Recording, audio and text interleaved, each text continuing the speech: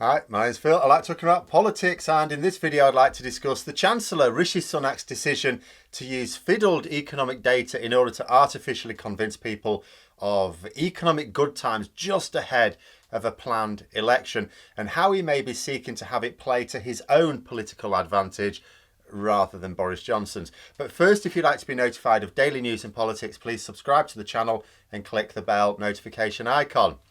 So it was reported about a week ago that Rishi Sunak has told the Office for Budgetary Responsibility to use out-of-date data for their budget forecasts. Now that's a remarkable statement on its own. The OBR is supposed to be an independent watchdog. It's supposed to exist to allow the public to judge the economic performance of the government. Obviously, the government, when announcing any economic news, are going to put their spin on it. The whole point of the OBR is to say to the people, look, actually, this is what's happening. The idea that it would use dodgy data at all is an incredible concept. And that they would do so because they were asked to by the government that they are supposed to be providing oversight for is deeply worrying.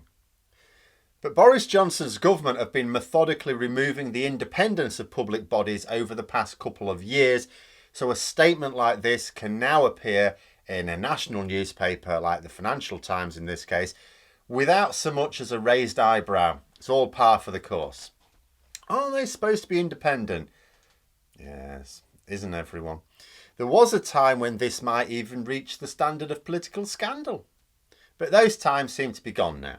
But anyway, the point is that Sunak is fiddling the data to present a skewed view of the health of the economy.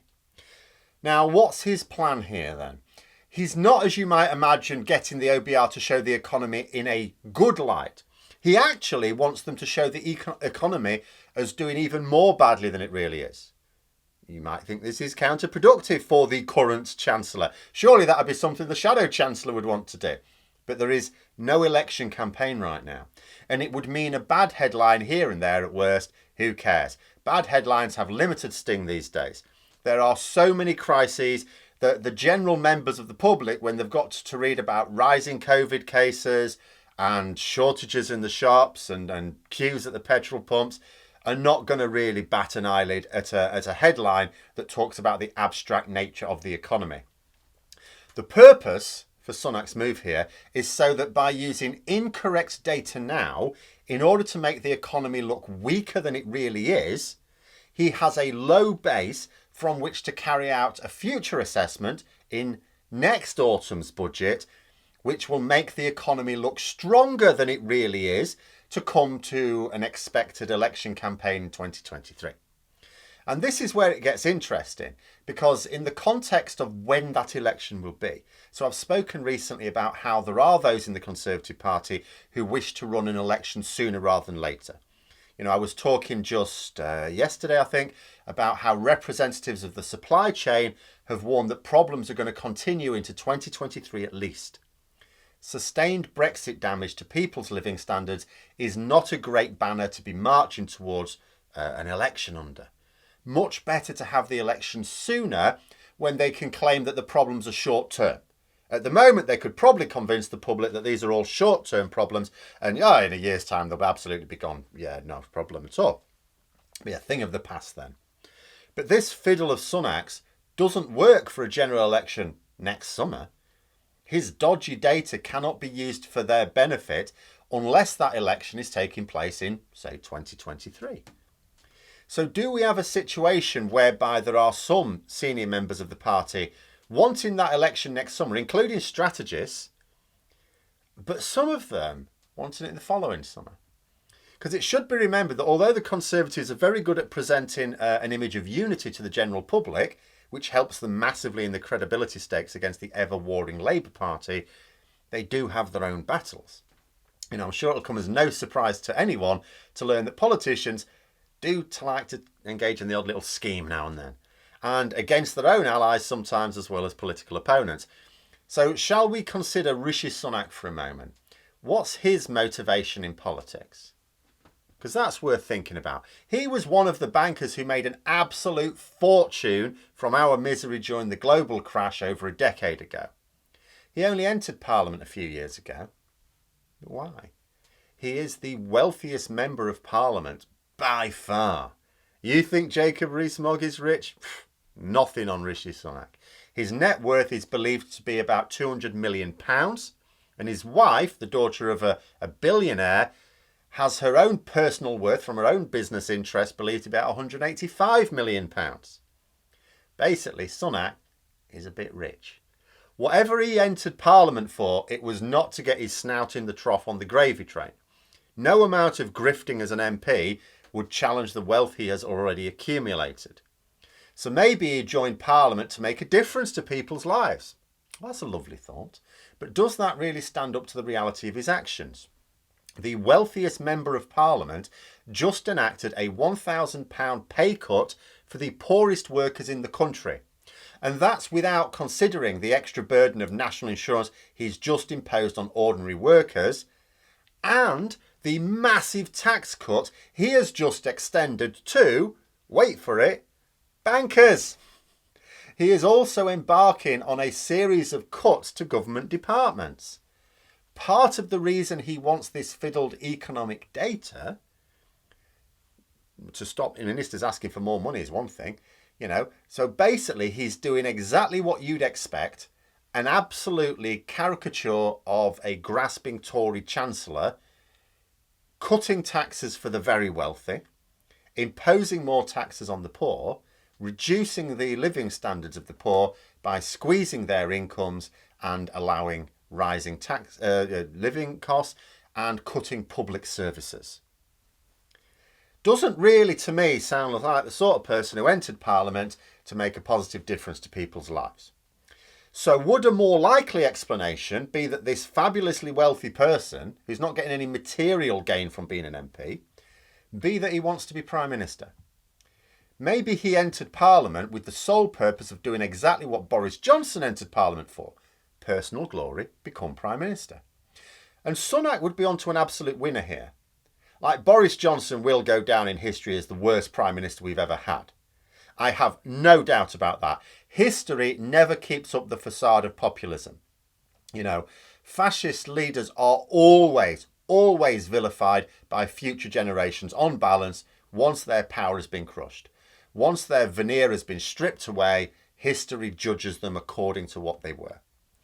But Sunak won't even have to achieve anything to get himself firmly planted in the history books in a positive light.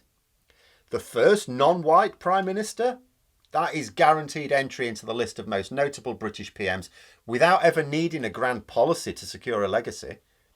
Others need to actually achieve something. It might be something great. It might be something terrible. But they'd have to do something to be remembered by future generations. Sunak won't. By accident of birth, his legacy will be obvious if he can replace Johnson. So if we take the notion that this is Sunak's aim as a working hypothesis, then it does make sense for him to want the economy to appear weaker than it really is now for budgeting purposes, but stronger than it really is in 2023, just in time for a nice tax cut and a general election. If we suppose that Boris Johnson can't survive the storm that 2022 will bring with it, and that's a big if, quite frankly. I don't know how he survived 2021, quite frankly. But if that's the case, Sunak may imagine that he could be leading the party into the election campaign himself in 2023. Might not even matter if he wins it. I'm not suggesting he won't care about winning. I'm sure he'll absolutely want to. But win or lose that election, if he replaces Johnson before an election, he automatically becomes the first non-white Prime Minister, and his page in the history books is assured. We know he hasn't exactly supported Johnson. He was a willing enough prop for him in 2019 as his star was rising, but since becoming Chancellor, Sunak has been quite a clever operator. He's blocked a number of Johnson's policies, including just this week again. He's very adept at keeping his head down while the daily disasters unfold, only appearing now and then to talk about popular schemes like furlough, business relief and so on. Although his cuts to universal credit have not been welcome particularly, but given that they don't really play out badly in the Conservative Party, which is the only support he needs right now, if his aim is to become Prime Minister, he's got two routes really if you think about it. The first is the usual route, of supporting Boris Johnson. Boris Johnson loses an election, then he has to stand down, because one thing the Conservatives absolutely do not allow is to have a leader lose a general election and still be their leader. Then he takes over as leader and hopes to win the following election after whatever ramshackle parliament forms after the next election collapses and the Tories go, look, you know, we were the only ones who could provide stable government, vote for us again. The second route, which is probably preferable, is to displace Johnson before an election where he doesn't even need to win the public over to become Prime Minister. Just, 100,000 or so Conservative Party members.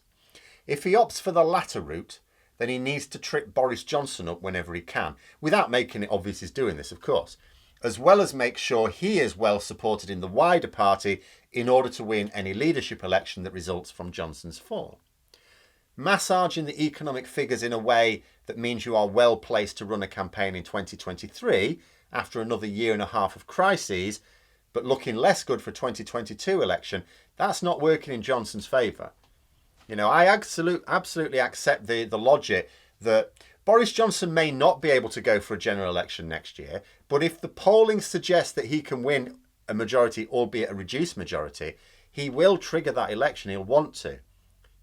It just makes logical sense to try and trigger it before people can start to see that the damage we are suffering now is, basically the jig is up if two things happen. If the public see that, one, the shortages that we are suffering right now are long term, and two, if someone starts to point out to people that these problems are not actually replicated in other countries, that's it. The game is up. The game is up. So they want that general election next year if they can. What Rishi Sunak is doing is making it impossible to present the best economic picture if they do so. Now, of course, this is all speculation, but I do wonder how much of this fiddling of the economic data has to do with Sunak's possible scheming to undermine Johnson, maybe in the belief that Johnson cannot hold on to until 2023 without a very early election, and to give the next leader the best possible chance for that 2023 campaign, especially if he thinks he is best placed to become that next leader. But those are my thoughts. Let me know yours in the comments below. Hope you found the video interesting. If you did, don't forget to click the like button. If you'd like to support the channel further, please also click the Patreon link for details. And until next time, I'll see you later.